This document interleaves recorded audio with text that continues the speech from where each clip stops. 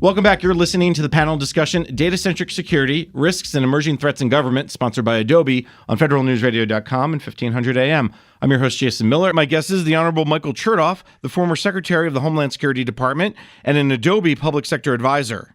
Secretary Chertoff, before break, we talked about the current environment, the threats agencies and the private sector are facing. Let's move on to this idea of data-centric security. You touched upon it a little bit, but there's been an evolution that's happened. You went through the kind of the three stages, and we're hopefully moving into that third stage a little bit. From your perspective, what has to happen? What are some of the nuts and bolts pieces that agencies have to do to move into that third stage and really focus on the data? Well, first you need to understand what is the data that's most important to you. I think one of the problems with OPM was they didn't think of themselves as a security agency in the way, for example, the intelligence community does or the Defense Department does, even though they had what in many respects are crown jewels from an intelligence standpoint. So you've got to look at the data and figure out what is most important to protect. You also have to weigh and measure the extent to which you're an outward-facing agency, so you have to be able to accommodate civilians and citizens coming in. That puts a little bit of a limit on your ability to encrypt.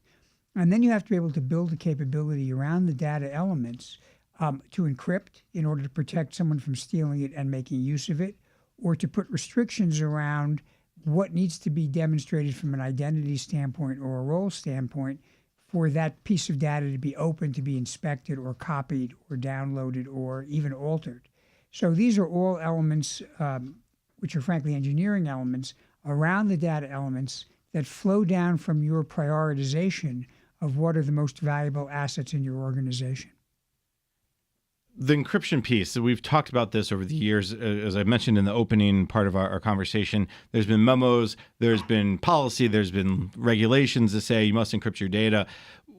Is the data encryption piece the key here, that you're at rest and in motion, or is it the role-based authentication? We've heard a lot about that, the pilot program that the Information Sharing Environment helped lead a number of years ago with GSA, this role-based authentication. Which piece, if you could focus on one first, is there one over another? Well, they're all of the above. I mean, what you need to be able to do is create a situation where people can't access the data or download it or make use of it if they can't demonstrate their identity. But even that requires an element of encryption in terms of making sure no one is phoning up or forging identity.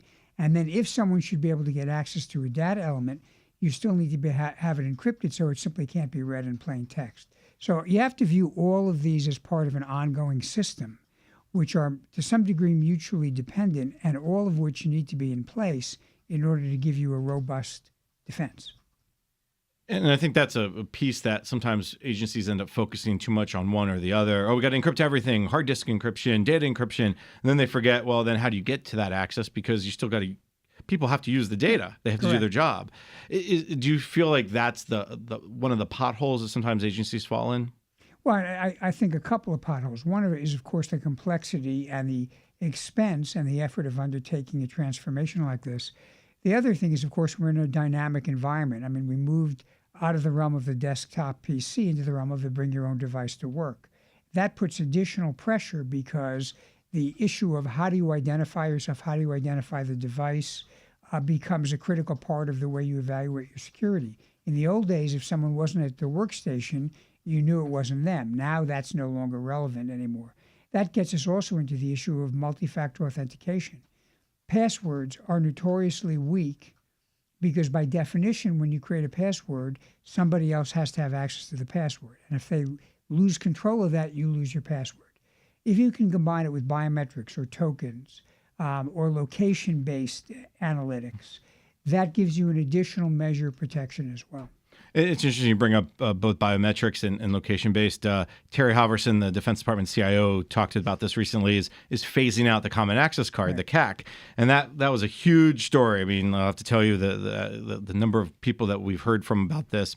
And one of the things he said was adding a biometric, because if you think about the iPhone or the Android phone you're using, you put your thumbprint in, it reads it, you log on.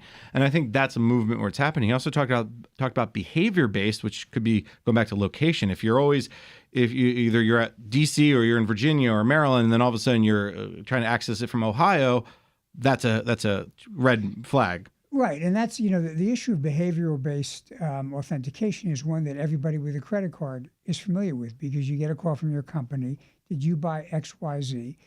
Occasionally they're wrong, but what's quite striking is how often they're correct. And what they're doing is looking at your behavior, your location, your general pattern of buying. So behavioral-based authentication, I think, will increasingly become part of the solution set here, as will location and device-based sensitivity.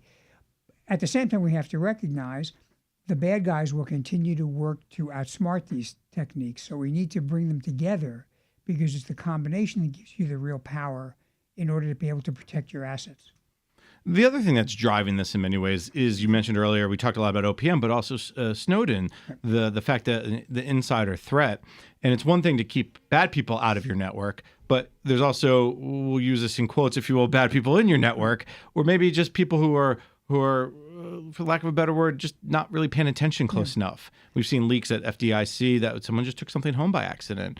So I think, is that the other piece that's driving this data-centric approach? Well, absolutely. And sometimes it's negligence. I won't mention the agency, but I know of an agency that went to a client of mine at some point and demanded getting certain information, which they needed to evaluate from a security standpoint in terms of whether it was cyber secure.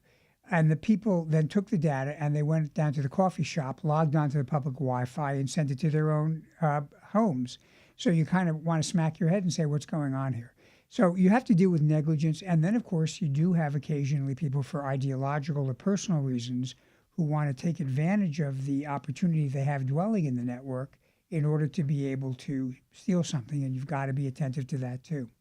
When we talk about the insider threat, is that something that it's easy to get your head around the fact that people outside are trying to get in? I mean, we've talked for years about the number of pings against your network, the number of times you've tried to been attacked. We get the U.S. CERT sends us the annual update about number of times this type of attack has happened.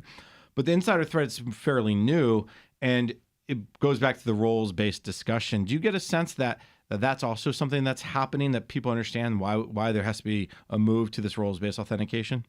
I think most people who are in the business of dealing with security understand it. I think the challenge a lot of people have, and I sympathize with this, is they're overwhelmed and inundated with advice about what to do and what kinds of products to put on the network. They've got a limited budget, but more than that, they've got to have a disciplined, orderly way to go forward. I know the State Department some years back had the head of their cybersecurity was very smart about having a kind of a red, yellow, green approach, where he basically prioritized, said, do this first, do this next. And that at least gives you a roadmap to getting where you need to go, so you don't throw your hands up and say, I can't do everything, so I'll do nothing. And the person you're talking about is John Surfort, eventually came to work at your agency, right, Homeland Security. And John was, a lot of people call John the father of this continuous monitoring effort, CDM program. There's a big issue around the idea of cost. How do you quantify or qualify the cost of a breach? There's indirect costs, there's direct costs. What's your perspective? Can you even put a cost on a breach? I think there is a substantial cost. Some of it's easy to monetize. Obviously, when money is stolen, there's a monetary calculation there. When people steal identities, there's enough data now to have a sense of what you need to do to remediate that. Where I think you have a bigger problem understanding the true dimension is loss of intellectual property. What does that mean to our economy or to the health of a company or an agency that's been penetrated? Damage to reputation, damage to the sense of trust. If people, for example, begin to doubt the integrity of the personnel system or the financial system, that's actually going to affect the economy and behavior. And then, of course, there's a possibility of an attack on infrastructure.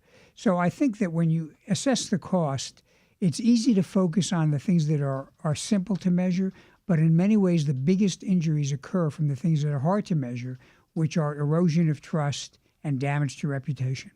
And in fact, that's what OPM is doing right now. They're trying to repair their reputation in many ways. And you're right, you cannot put a cost on what that is. How often do they have to go to agencies?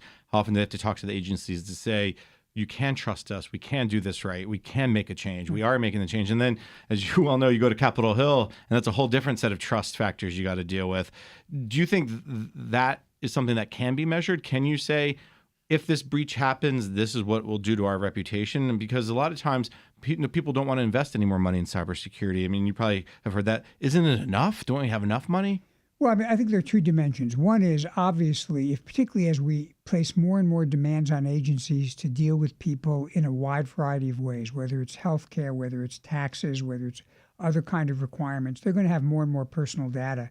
And the willingness of people to cooperate with that or Congress to support that is going to be directly affected by how secure that data is. But as I said earlier, I think the second problem is you've got to give people a sense of being empowered to deal with the problem. All too often, cybersecurity folks overwhelm you with how bad things are and how much you have to do. And the reaction is, I'm just going to pray that it's not me. What you've got to do is give them a step-by-step plan, acknowledge the fact that there will be breaches. That is not a failure. But if you can reduce the damage from the breach, that is really the measure of success. There's a big push around risk management frameworks, this idea of measuring risk, understanding your risks. It goes back to, I think, the early part of our conversation about knowing the data you have and the high-value data assets. Is something like a risk management framework that's being kind of really talked about a lot one way to kind of understand the impact, the indirect or direct costs of a cyber breach is understanding your risk? Well, I would say that actually the cost is part of the risk management. And what it means is you've got to analyze what are the things of greatest value, and you've got to mitigate the greatest threats to those things first. But you also have to recognize you cannot eliminate risk, and that's true in the physical world too. So you have to be able to prioritize. And that's really, at the end of the day, what all security is about. Not eliminating risks, but managing risks. Looking forward, where do you see this idea of data-centric security, this idea of risk management approaches going? If you said, here we are today, we have a lot of implementation plans in place and things are happening, where does the government need to be 6 months from now, a year from now, 18 months from now? Well, I think the idea of a cyber sprint was a good idea, particularly in updating legacy systems, making sure you actually know who's on your network and who has the ability to be on your network. All too often the experts are talking about cutting edge problems, but most of the agencies are still rooted in the baby problems. So if we can solve the baby problems, we'll have the luxury of then dealing with the cutting edge problems. We also have to recognize that there'll be both new threats and new solutions that come up. Even in the area of data-centric security, as people are thinking around issues involving encryption and identity and behavioral analysis, there are now capabilities that we didn't have 4 or 5 years ago. So the trick is going to be to take care of the basic blocking and tackling, which is not glamorous, even while you keep your eye on the possibility of a Hail Mary pass or something, really extraordinary that would get you a touchdown, to torture that analogy to death. I was expecting a baseball analogy, hit a home run before you can hit a single, et cetera. I think that's really important to ensure people understand the idea that sometimes it's the simple stuff. So many times we hear about cyber hygiene, that another overused term, but that's really what it is. Are you doing the basic things? And I think too often agencies are, while they're getting better at it, they're not doing enough of those cyber hygiene pieces. I mean, is that a little bit what you're seeing? Yes, and I'd say in the private sector as well. If you could basically update your legacy systems, get everything supported, patch when you have to patch, train people not to click on the wrong things, you could take 80 to 90% of the hay off the haystack. And that would give you the ability to focus on the really high-end issues that you worry about, as opposed to having to do everything at the same time. And I think that's why the cyber sprint, as you've been pointing out, was so important. We have to take a quick break. You're listening to the panel discussion, Data-Centric Security, Risks and Emerging Threats in Government, sponsored by Adobe on federalnewsradio.com and 1500 AM. I'd like to thank the Honorable Michael Chertoff, the former Secretary of the Homeland Security Department and an Adobe Public Sector Advisor. Thanks for joining us. Great to be on.